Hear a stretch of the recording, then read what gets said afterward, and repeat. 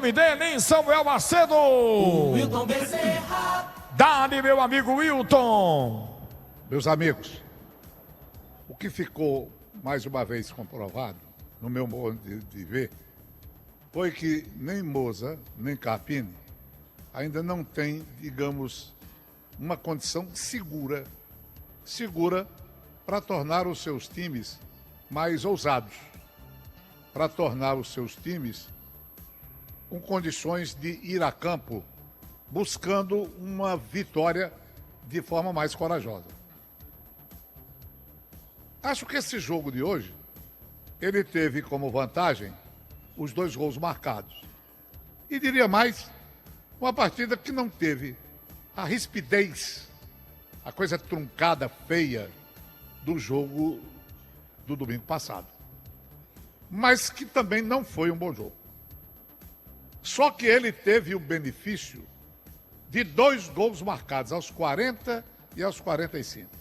Como que uma coisa assim, sabe, adredemente preparada pelo destino para salvar um pouco a cara do nosso maior jogo. Eu noto que os 2 times, e eu acho que o torcedor também, estão jogando sob o domínio do medo. O medo de jogar, o medo de se expor, o medo de dar espaço. E com isso, quem perde é o jogo como espetáculo. Eu falei bastante no intervalo acerca das sistemáticas de jogo das 2 equipes. Podem dizer que é isso, que é aquilo, mas a minha leitura é uma só. 5-3-2. 5-3-2. Olha, o que é que isso representa?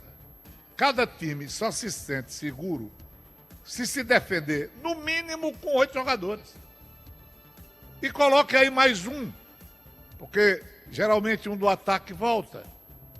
Outro nem faz questão de participar do jogo. Eu me refiro aos 2 atacantes que ficam na frente. Veja que no Ceará, o Mateuzinho mal foi visto em campo. Mas teve ali um esforço razoável do Wendel. Quer dizer, é um negócio difícil. A partir daí, fica o problema. 3 jogadores de meio campo, altamente preocupados em cobrir a defesa, e uma defesa sem aquela capacidade de liberar os seus alas para que eles possam servir como forma de atacar, de agredir, de chegar ao campo adversário com as jogadas pela linha de fundo, ou pelos lados, melhor dizendo. Então fica aquela coisa com a flexibilidade quase zero. Zero. O time do Ceará faz sua linha de 5. Os 3 zagueiros de miolo, os 2 abrem de lado, o do miolo domina a bola e eles iniciam a jogada. Liberam os alas. Mas os alas, exceto Anderson e Mailton, parece até que se escondem, porque eles não são vistos para jogar. O que é que acontece? Não tem solução. Não tem jogo de extrema, não tem progressão pelo meio, onde se concentra a maior parte dos jogadores, meio campo contra meio campo. O trânsito fica difícil e não tem jogo. Não tem distribuição de jogo para os alas ou para os que pretendem ser extrema, e nem para os de miolo, nem para ninguém. É uma coisa pobre. Vejam que no primeiro tempo de jogo, se teve uma oportunidade perdida para o Fortaleza, através do jogador Luiz Fernando, na única jogada de extrema que o time do Ceará fez. Porque o que o Fortaleza fez. Porque o Fortaleza ainda tem a sorte de ter Mailton, que vai e apoia, mas ainda é pouco. Ainda é pouco. Devia ser uma coisa permanente. Não é. Pelo lado esquerdo, Fuentes não joga, não apoia. No time do Ceará, nem Alex, nem Fernando, ninguém. Aí fica a coisa concentrada, com 3 no meio, né? 3 zagueiros, mais 3 no meio campista, 8. E aí, meus amigos, o jogo não progride, o jogo não prospera, não se cria espaço para trabalhar. E aí há o vazio qualitativo da partida. Eu vejo individualmente esse Mateuzinho do Ceará. Eu nem notei que ele estava em campo. O Wendel não recebeu uma bola que servisse. No time do Fortaleza, Luiz Fernando fecha pelo meio. Acaba sendo o único atacante. Pochettino não joga pela direita. Não pisa no lado direito. Simplesmente não pisa. Aí o time fica dependendo do Pochettino e dos 3 volantes por dentro para que a bola chegue no centroavante. Não chega. Ou quem se projeta, melhor dizendo, porque centroavante mesmo, típico Fortaleza, acaba não tendo. É incrível isso, não é? Veja a que ponto de pobreza se chegou. O Ceará, pelo lado esquerdo, tem um Mateuzinho que não joga e um centroavante que não recebe bola. No Fortaleza, tem uma passagem de extrema pelo Maílton. No Ceará, nem isso. Segundo tempo, até o Fernando, pelo lado esquerdo, foi substituído pelo Rafael Ramos, que foi jogado meio atravessado pelo lado esquerdo. Isso prova efetivamente que há dificuldades. Então, o que é que acontece? Os treinadores temem o resultado negativo. É um clássico, todo mundo sabe o que isso representa. No segundo tempo, como o Ceará conseguiu, aí sim, comecinho do segundo tempo, numa combinada cobrança de falta, Júlio César bateu de pé esquerdo, bateu de pé esquerdo. O goleiro do Fortaleza fez uma grande defesa. Foi a única jogada de ataque do Ceará, única bola no alvo, além do gol que ele marcou. Além do gol que ele marcou. É muita pobreza no time do Fortaleza, ainda tem a jogada do Maílton.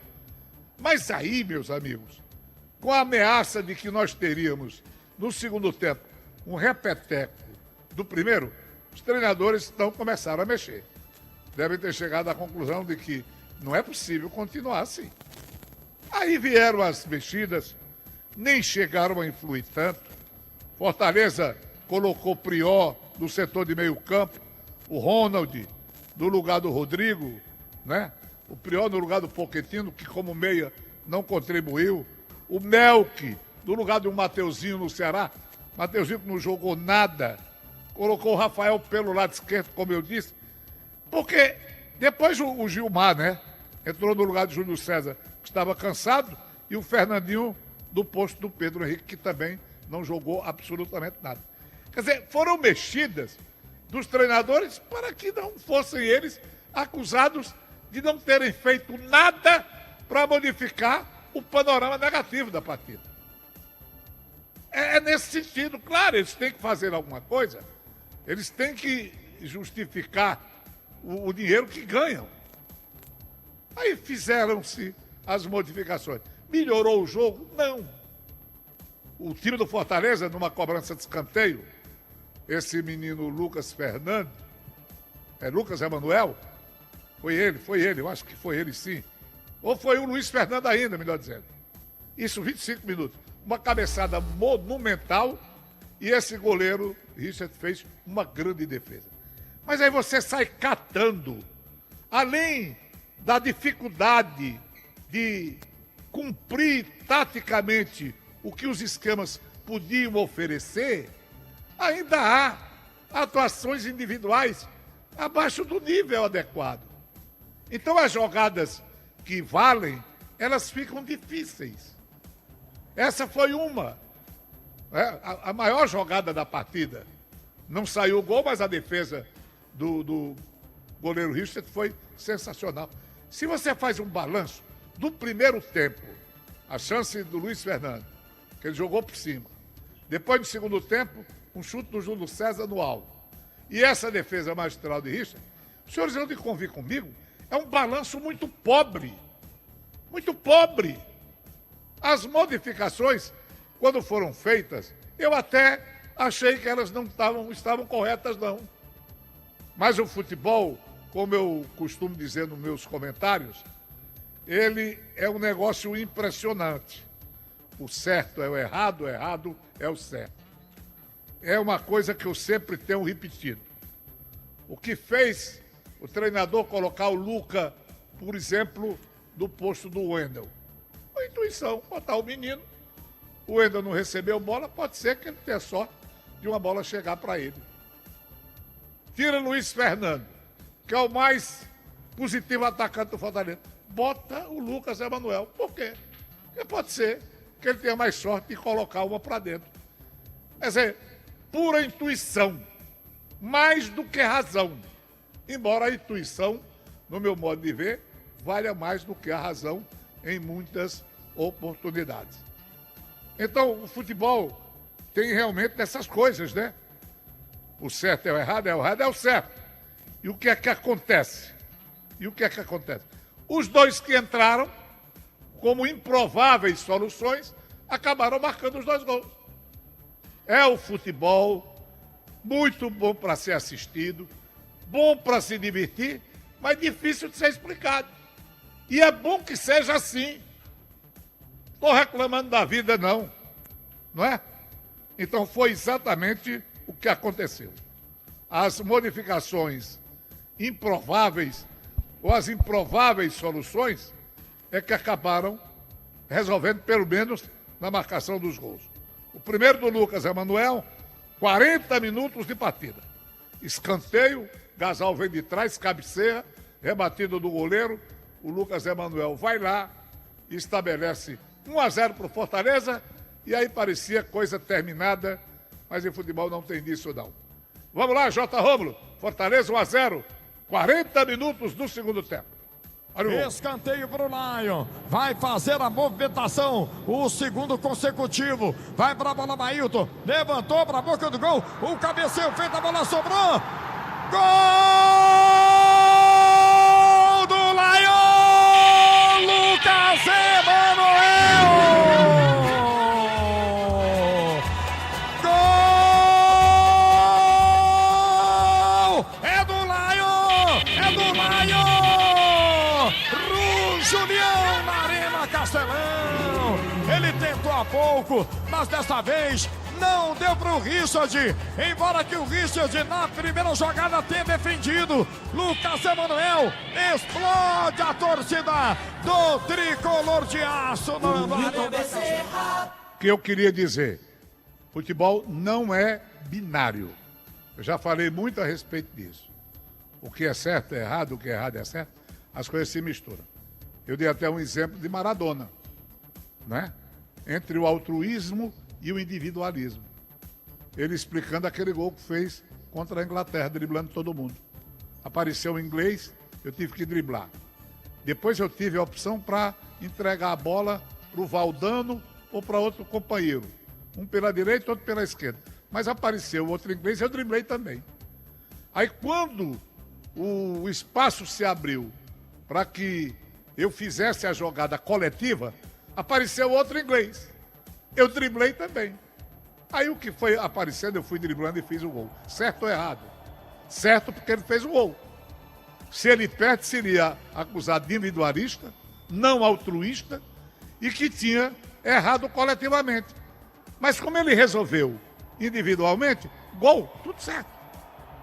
Se ele tivesse dado o passe para o gol do Valdano, tudo certo.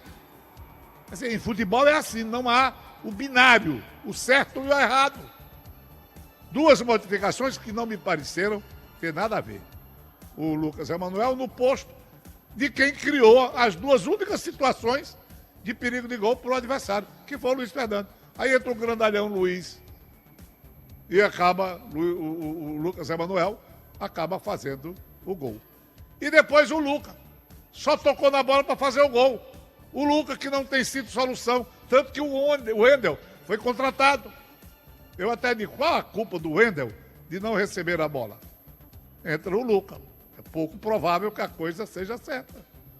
Um escanteio, o Lucas vai lá e empata o jogo. Futebol. Quer dizer, o improvável, né? O imponderável, futebol clube se faz presente. E aí o Ceará empata aos 45 minutos. Pelo menos nesse aspecto, o jogo foi diferente do domingo passado. 45, Lucas empatando o jogo, colocando tudo para o próximo domingo. Vamos lá, o J. Rômulo.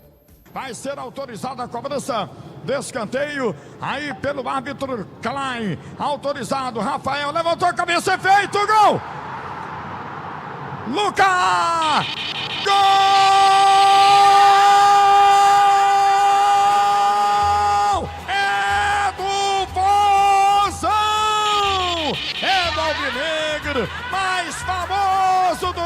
esse brasileiro.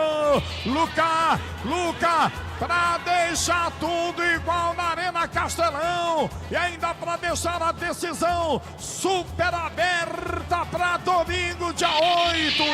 O Bobô na cobrança de escanteio empata. E que belo gol do Luca. 99 a camisa dele. Entrou. Pois é, meus amigos. Foi um jogo, portanto, de emoções contadas, né? Contadas. Dois times sob o domínio do medo, armados de uma forma mais segura sistematicamente, e isso impediu que o jogo evoluísse. E você fica naquela impaciente situação de, durante 90 minutos e caqueradas, você fica naquela situação de esperar que o jogo aconteça. E ele acontece em alguns lances, de maneira favorável. Empate de 1-1 acaba sendo até a coisa correta. Aos que o time se propuseram dentro de campo, era para isso aí. Fica para o domingo. A todos, muito obrigado. Um abraçaço. E a bola é sua, Jotinha. Valeu, W.